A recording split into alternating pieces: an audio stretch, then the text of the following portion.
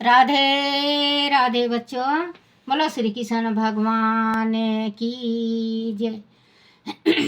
भागवत की जय। अपने अपने माता पिता की जय। अपने अपने गुरुदेव की जय। भागवत पुराण में तीसरा अध्याय, किस देवता की आराधना से कौन सा फल प्राप्त होता है। श्री सुखदेव जी ने कहा, परीक्षित, ब्रह्म तेज को प्राप्त करने वाले व्यक्ति को बृहस्पति की पूजा करनी चाहिए। इंद्रियों की शक्ति के लिए इंद्र की संतान की इच्छा रखने वाले को प्रजापतियों की, लक्ष्मी अर्थात धन संपत्ति की लालसा रखने वाले को माया देवी की, तेजस्वी होने के लिए अग्निदेव की, प्रभावशाली बनने के लिए वासुओं की, वीरताओं की चाह के लिए रुद्रदेव की, अन्न प्राप्त करने के लिए आदित्य की, स्वर्ग की कामना रखने वाले को आदित्य के पुत्र देवताओं की, राजा की अभिलाषा के लिए विश्व देव की, और प्रजा को अनुकूल बनाने के लिए संध्या देवताओं की उपासना करनी चाहिए।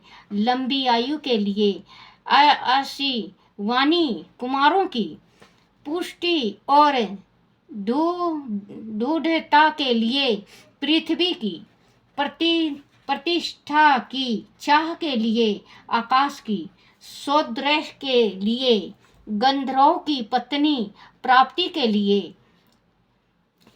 के लिए उर्वशी अप्सरा की, सब का स्वामी बनने के लिए ब्रह्मा की, यश की इच्छा के लिए यज्ञ पुरुष की, खजाने के लिए की लालसा के लिए वरुण की, विद्या प्राप्ति के लिए देवी सरस्वती और भगवान शंकर की, दंपति प्रेम के लिए पार्वती जी की, धर्म प्राण के लिए विष्णु भगवान की, वंश की सुरक्षा के लिए पितरों की, बाधाओं से मुक्ति के लिए यक्षों की, और शक्तिशाली बनने के लिए रुद्र गणों की पूजा करनी चाहिए। राजा प्राप्ति के लिए मानवतर की, आदिपति देव की, भोगों के लिए चंद्रमा की, निष्काम के लिए परम पुरुष नारायण की, मोक्ष के लिए भक्ति द्वारा पुरुषोत्तम भगवान की आराधना करनी चाहिए। हे राजन, संसार में जितने भी उपासक हैं, उनका सबसे बड़ा हित इसी में है कि वह भगवान के प्रेमी भक्तों की संगति करके भगवान में अविचल भक्ति और प्रेम को प्राप्त करें। ऐसे भक्त जन के सर्व संसर्ग से भगवान की अनुपम लीलाओं का श्रवण करने का अवसर प्राप्त होता है। उन लीलाओं के श्रवण से दुर्लभ ज्ञान की प्राप्ति होती है। उस ज्ञान से संसार के तीनों ताप सत्व राजस और तामस शांत हो जाते हैं, हृदय शुद्ध हो जाता है और आनंद की अनुभूति होती है। इंद्रियों में आसक्ति समाप्त हो जाती है और मोक्ष का भक्ति योग सहज ही प्राप्त हो जाता है। प्रभु की लीलाओं के श्रवण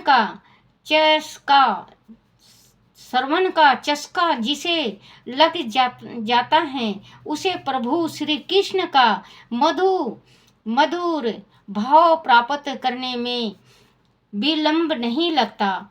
पांडु नंदन महारथी राजा परीक्षित बल्लभ वास्था वास्था बाल अवस्था से ही श्री कृष्ण की लीलाओं में रस लेते थे। उन्होंने सुन रखा था कि जिस व्यक्ति के कानों में भगवान श्री कृष्ण की मधुर लीलाओं का रस नहीं पड़ा, वह नर पशु से भी गया बीता है। जो नर श्री कृष्ण की कथा नहीं सुनता, उसके कान बील के समान हैं, अर्थात उनमें कोई चूहा या विषधारी सर्प ही प्रवेश कर सकता है। जो जिह्वा भगवान की मधुर लीलाओं का गान नहीं करती, वह मेंढक की जीभ के समान टर टर टर करने वाली है। जो शीश कभी भगवान श्री कृष्ण के चरणों में नहीं झुकता, वह मुकुट से सुशोभित होने पर भी बोझ मात्र है। जो हाथ भगवान की सेवा पूजा में नहीं लगाते, वह श्रवण कंगनों से सुशोभित होने के उपरांत भी मुर्दे के हाथों के समान हैं।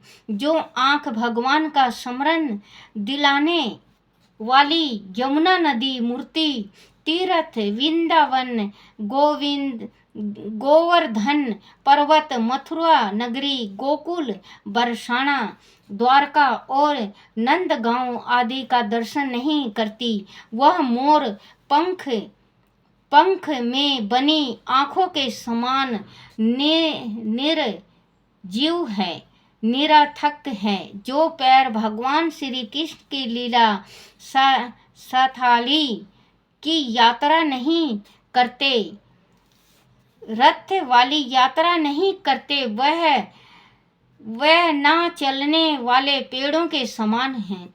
जिस मनुष्य ने भगवान के प्रेमी भक्तों की चरण रज अपने मस्तक पर नहीं चढ़ाई, वह मनुष्य जीते जी मुर्दे के समान है।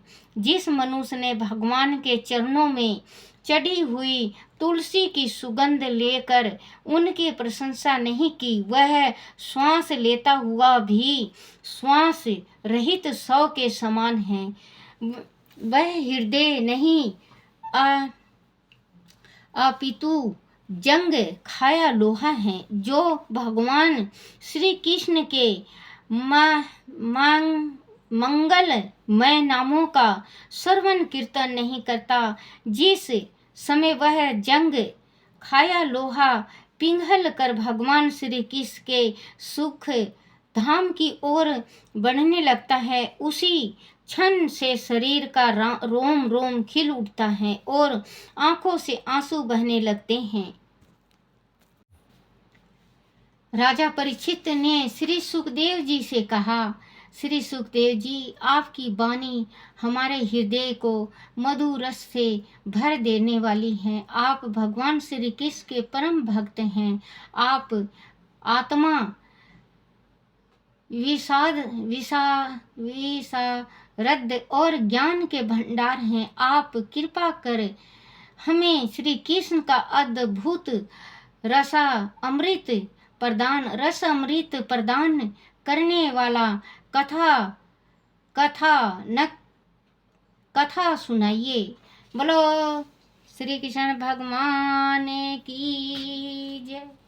बोलो भागवत पुराण की जय। भगवान ये सुखदेव जी कह रहे हैं राजा परीक्षित से कि वो आँखें, वो हाथ, वो हृदय, वो पैर, वो उंगलियां, वो जिह्वा, वो किसी काम की नहीं है, वो मृत्यु के समान है। अगर भगवान का भजन कीर्तन कान में ना पड़े, उस कान का कोई फायदा नहीं। उस कान में जहरीले विष, सर्प, चूहे ही बढ़ेंगे। जो आँखें भगवान का दीदार नहीं करती और भगवान का वो भक्ति नहीं करती, वो आँखें कितनी भी सुंदर हो, वो आँखें ना के बराबर हैं। और जैसे हाथ है, भगवान श्री कृष्ण का पूजा नहीं होता, पाठ नहीं होता, जो जिह्वा है हमारी भगवान का भागवत नहीं सुनता, भगवान का भागवत किसी को सुनाता नहीं है, वो जिह्वा भी जिह्वा नहीं है।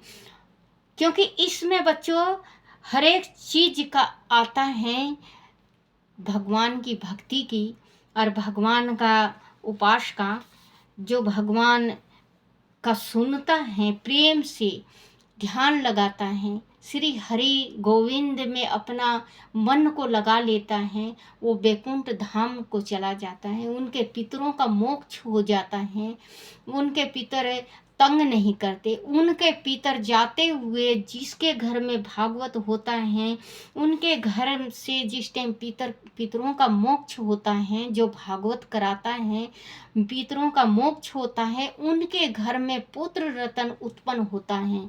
और जिसके घर में सुना नहीं जाता भागवत, भागवत को देख के इधर उधर की बातें होती है, जो भागवत को देख के प्रसन्न नहीं होता, उनके घर में दलिदर का वास हो जाता है, उनके घर से लक्ष्मी हट जाती है सदा के वास्ते। तो बच्चों, आप भागवत पढ़ा करो और भागवत सुना भी करो, कहीं पे भी हो भागवत। ये नहीं कि मैं सुना रही हूँ तो मैं आपको कह रही हूँ ये कि देखा सुनो बच्चों, नहीं, भागवत कहीं पे भी होता है, भागवत भगवान का होता है। जिस टाइम भगवान जाने लगे इस धरती से, तो जो इनका साथी था वो रोने लगा, अभी मुझे नाम याद नहीं है, तो कहने लगा, बोले कि भगवान आप अगर चले जाओगे तो ये संसार तो बिल्कुल ही खत्म हो जाएगा, ये कलयुग है। तो भगवान सेम भागवत में घुस गए, बोले जो भी भागवत करेगा सच्चे दिल से, वो हर एक उसकी मनोकामना पूर्ण होगी। तो बच्चों, भागवत जरूर सुना करो और पढ़ा करो। भागवत पढ़ने से अपना जो दिमाग है, वो दिमाग इतना फ्रेश रहता है बच्चों कि पूछो मत। देखो बच्चों, आज 1 महीना हो गया, मेरी गाड़ी 20 तारीख को चोरी हुई थी, लेकिन मैंने इधर उधर अपने मन को हटा के भगवान भागवत में ध्यान लगा लिया, शिव पुराण में ध्यान लगा लिया, आज तक गाड़ी नहीं मिली। लेकिन बच्चों, मैं संतुष्ट हूँ। भगवान देखो, भगवानी ने ये दुख दिया है तो भगवानी सुख देगा। तो आप ये सोचो बच्चों, हम इस धरती पे आए हैं, कुछ लेके नहीं आए और कुछ लेके जाएंगे भी नहीं।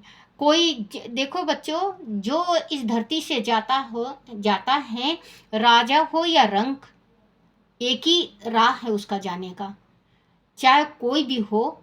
ये नहीं यहाँ पे हम करते हैं कि गरीब हैं इससे बात ना करो, ये अमीर हैं इनसे बात करो, इनकी सिफारिश यहाँ लग जाएगी वहाँ लग जाएगी। भगवान से बड़ा कोई सिफारिश नहीं कर सकता। भगवान जिसके ऊपर कृपा बरसाते हैं तो एक रात में बच्चों उसके घर में हर एक खुशियाँ दे देते हैं।